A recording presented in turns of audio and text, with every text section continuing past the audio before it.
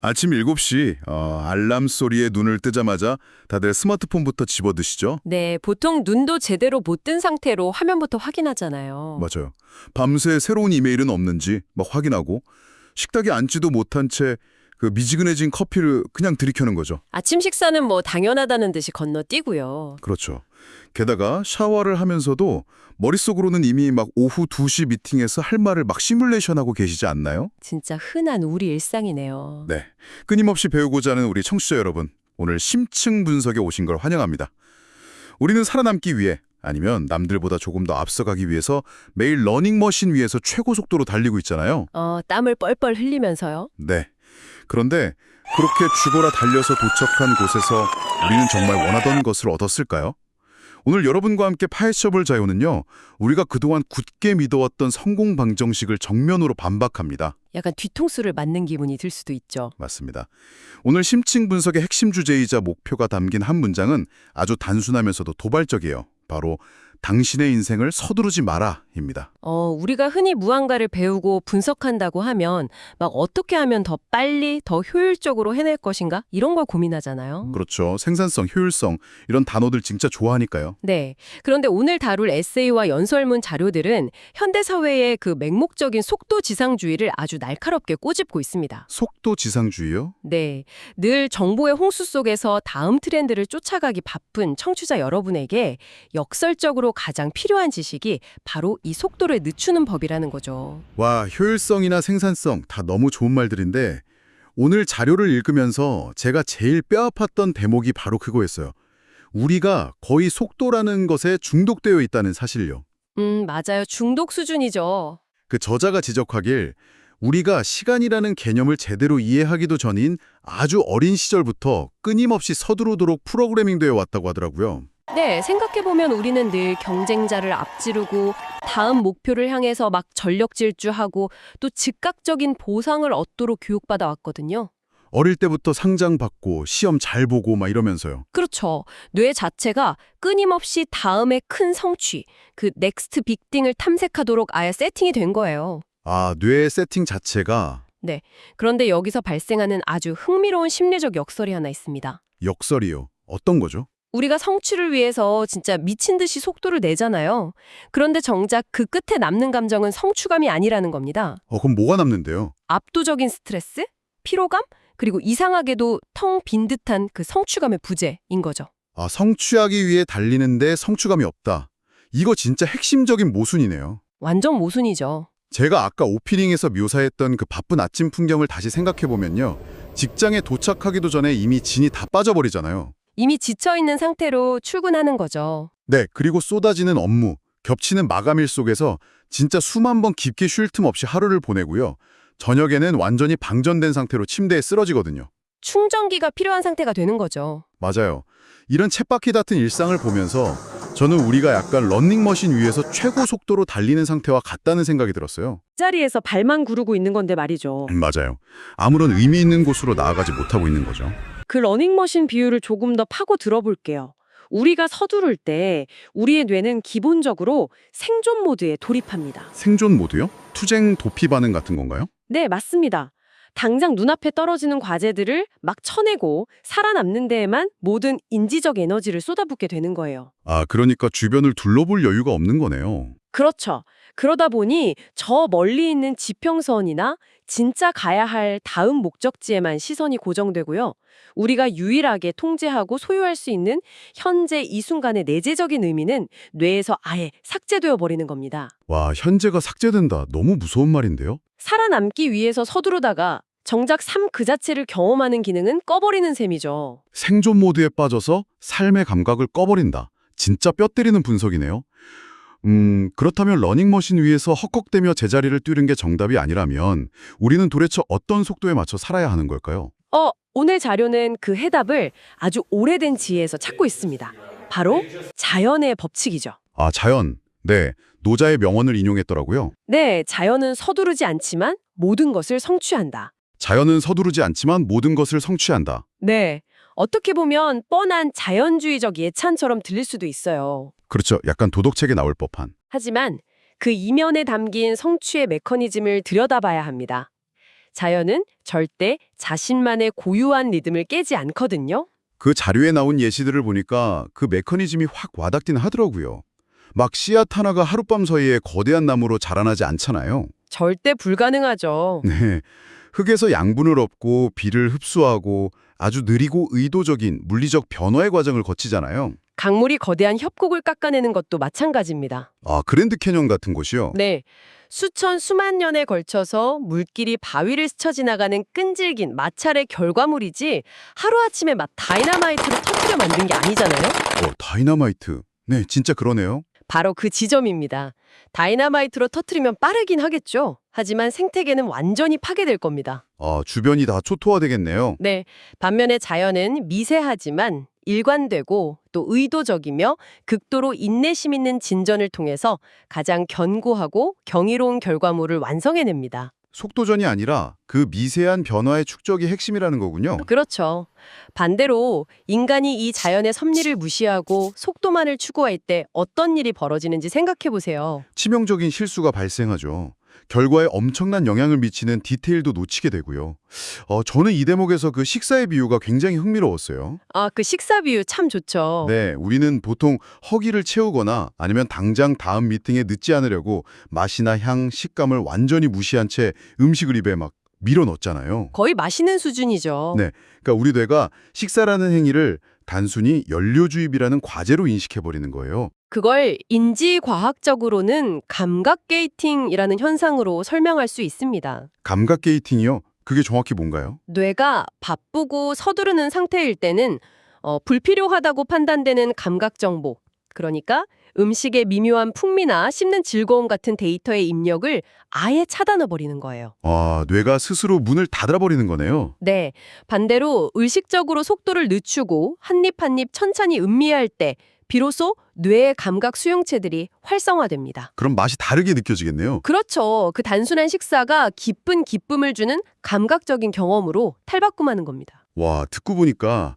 우리는 인생 전체를 마치 드라이브스루 패스트푸드처럼 대하고 있는 것 같네요. 드라이브스루요? 완전 공감되네요. 차창문으로 종이봉투 휙 넘겨받고 운전대 앞에서 막 대충 씹어 삼키면서 바로 다음 목적지로 엑셀을 밟는 거죠. 네, 그게 딱 현대인의 모습이죠. 그런데요, 여기서 제가 청취자 여러분을 대변해서 아주 날카롭고 현실적인 반론을 하나 제기해야겠습니다. 네, 어떤 반론인가요? 자연의 속도, 감각의 음미, 다 너무 훌륭한 이야기입니다.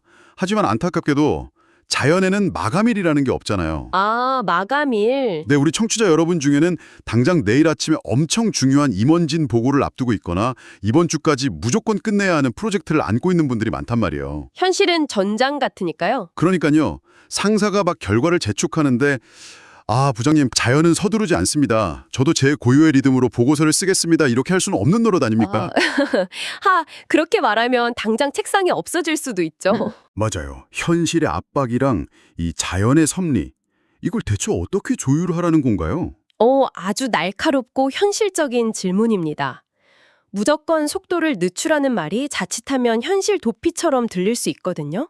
약간 배부른 소리 같기도 하고요. 네, 하지만 오늘 자료가 강조하는 서두르지 않는 것의 정의는 결코 뒷짐지고 아무것도 안 하는 게으름이나 기한을 무시하라는 식의 정체가 아닙니다. 아, 게으름이 아니다. 네, 서두르지 않는다는 것은 우리의 에너지를 투입하는 방식에 대한 아주 의도적인 질적 향상을 의미해요. 의도적인 질적 향상이요. 아까 보고서 마감일 이야기를 하셨죠? 마감일 때문에 진짜 미친 듯이 서둘러서 보고서를 썼다고 가정해 봅시다. 손가락 안 보일 정도로 타자치는 거죠. 네, 그러다 보면 오타가 생기고 중요한 데이터 분석에서 디테일을 놓치게 됩니다. 아, 숫자 하나 틀리면 큰일 나잖아요. 그렇죠. 결국 상사한테 지적을 받고 다시 수정하느라 오히려 2배, 3배의 시간을 낭비하게 되죠. 하긴 다시 하는 게 시간이 더 걸려요. 네, 자료에서 말하는 속도를 늦추려는 것은 물리적인 움직임 자체를 느릿느릿하게 하라는 게 아닙니다. 단순한 속도 처리보다는 품질을, 얄팍함보다는 깊이를 선택하는 의식적인 결정을 내리라는 뜻이죠. 아, 덮어놓고 느릿느릿 행동을 하라는 게 아니라 일의 본질을 놓치지 않을 만큼의 의도적인 집중을 하라는 뜻이군요. 정확합니다. 그렇게 생각하면 제 러닝머신 비유를 다시 가져올 수 있겠네요.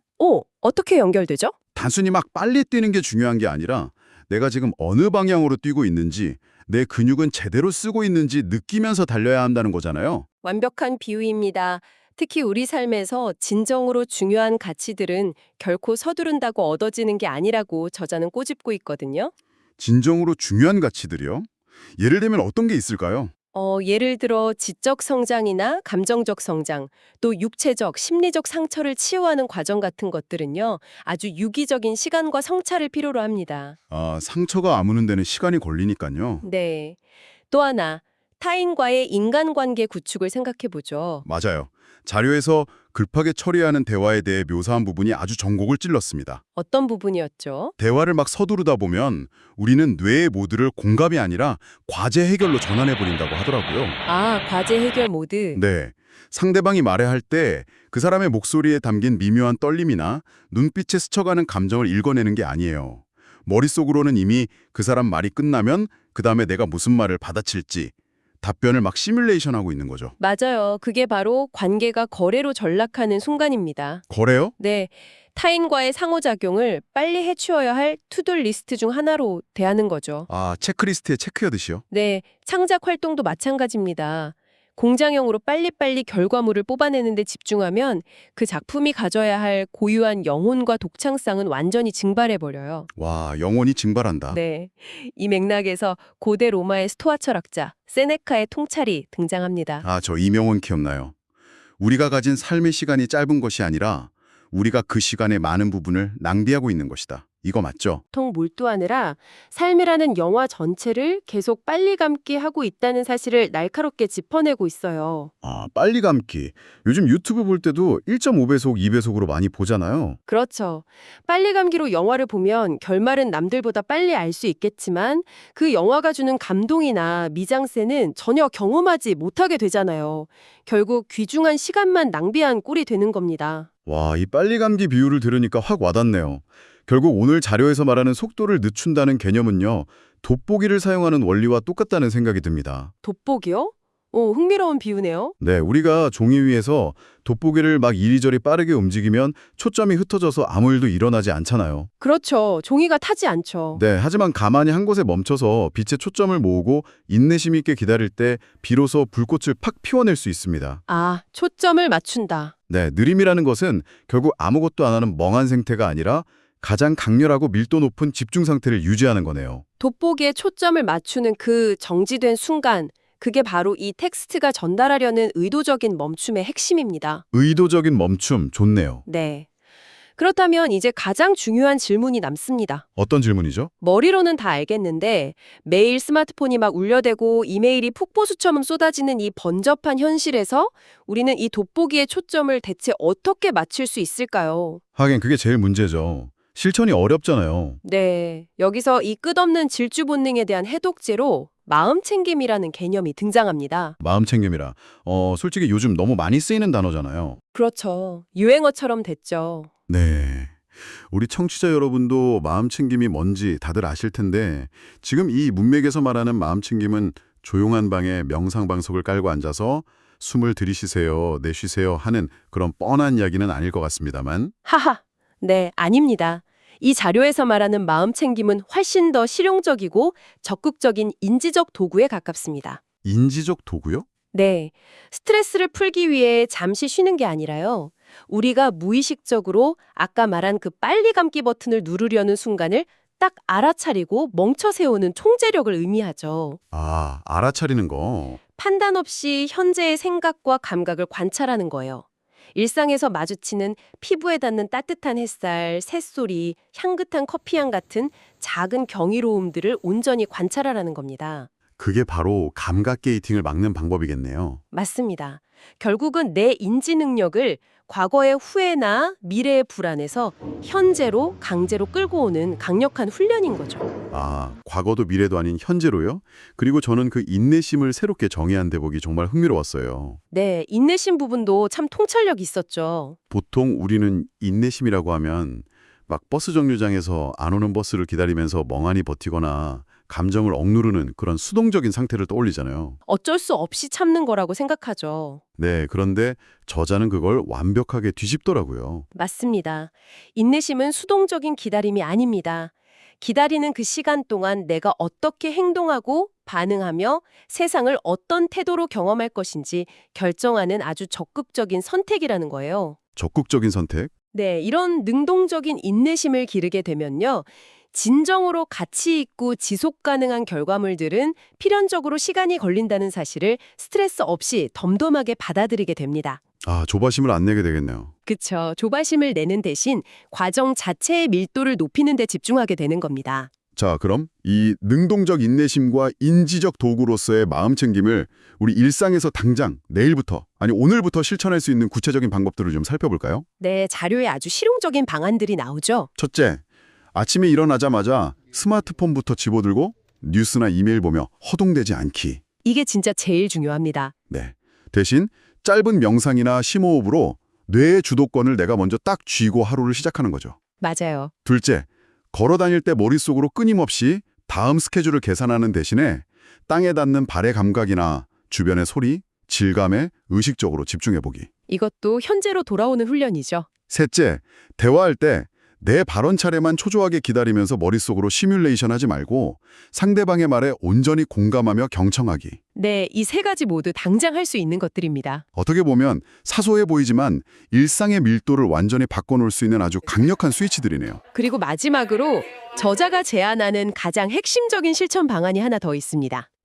가장 핵심적인 거요? 무언가를 당장 서둘러야 한다는 그 익숙하고 참을 수 없는 충동이 막 밀려올 때 어떻게 그 고리를 끊어낼 것인가에 대한 지침입니다. 충동을 끊어내는 방법. 그럴 땐 무조건 깊은 숨을 한번 깊게 쉬면서 일시정지 버튼을 누르라고 조언합니다. 그리고 스스로에게 아주 본질적인 질문을 하나 던지는 거예요. 어떤 질문이죠? 나는 지금 진정 무엇을 향해 서둘러 가고 있는가? 나는 지금 진정 무엇을 향해 서둘러 가고 있는가? 네, 이 속도는 지금 나에게 정말 필요한 것인가?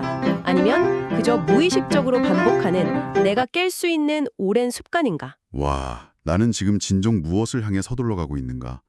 이 질문은 정말 강력하네요. 묵직하죠. 네, 마치 막 폭주하면서 과열된 기계의 전원을 탁 차단해버리는 서킷 브레이커, 그 회로 차단기 같습니다. 아, 서킷 브레이커. 딱 맞는 표현입니다. 사실 우리가 서두르는 순간의 90%는 진짜로 위급해서가 아니잖아요. 그렇죠. 생사가 달린 일은 거의 없죠. 네, 그냥 늘 바쁘게 살아왔던 그 관성 때문이거든요. 이 질문 하나가 관성에 질질 끌려가는 우리 뇌를 딱 멈춰 세우고 현재의 나에게 다시 통제권을 돌려주는 느낌이에요. 맞습니다. 결국 오늘 다룬 자료 전체를 관통하는 메시지는 우리가 시간의 노예가 아니라 시간의 주인이 되어야 한다는 거네요. 정확합니다. 타인의 기대나 인위적인 긴급함에 휩쓸려서 내 고유의 리듬을 잃지 말라는 이 메시지가 늘 무언가에 쫓기듯 살아가는 우리 청취자 여러분이나 저에게 엄청난 패러다임의 전환을 요구하고 있습니다. 인생은 가장 빨리 달려서 결승선을 통과한 사람이 이기는 그런 숨막히는 트랙 경주가 아니니까요. 트랙 경주가 아니다. 네, 오히려 매 순간의 향기와 촉감을 밀도 있게 음미하고 그 과정 자체를 온전히 경험해야 할 경이롭고 예측 불가능한 여정이죠. 서두르지 않는다는 건 어쩌면 인생을 대하는 가장 품격 있는 태도일지도 모릅니다. 가장 품격 있는 태도. 참 멋진 말이네요. 자, 청취자 여러분, 오늘 이 심층 분석을 마무리하면서요. 여러분이 혼자 조용히 곱씹어 보실 만한 도발적인 질문을 하나 던져드리고 싶습니다. 네, 좋습니다. 오늘 자료는 끊임없이 서두르는 우리에게 묻고 있죠. 도대체 무엇을 향해 그렇게 서두르고 있는가라고요. 그렇죠. 이걸 곰곰이 생각해보면 참 기묘합니다. 우리가 삶이라는 이 치열한 경주에서 다른 사람들을 제치고 그토록 빨리 도달하려고 애쓰는 그 결승선이라는 것 말이죠. 그 결승선이 뭘까요? 냉정하게 말해서 그 결승선은 결국 우리 삶의 끝, 죽음 아닐까요? 아, 듣고 보니 섬뜩하면서도 엄청난 통찰이네요. 만약 우리가 매일매일 숨차게 달려가는 그 최종 도착지가 결국 삶의 마지막 순간이라는 것을 진정으로 자각한다면 어떨까요? 완전 다르게 살겠죠. 우리는 땀을 뻘뻘 흘리면서 어떻게든 그곳에 남들보다 빨리 도착하려고 안달하기보다는 오히려 걸음을 좀 늦추고 싶어지지 않을까요? 늦춰야만 하죠. 네, 지금 우리가 걷고 있는 이 길가의 아름다운 풍경들을 조금이라도 더 오래, 더 선명하게 눈에 담고 싶어지지 않겠습니까? 맞습니다. 결국 삶은 최대한 빨리 견뎌내서 끝내버려야 할 숙제가 아니잖아요.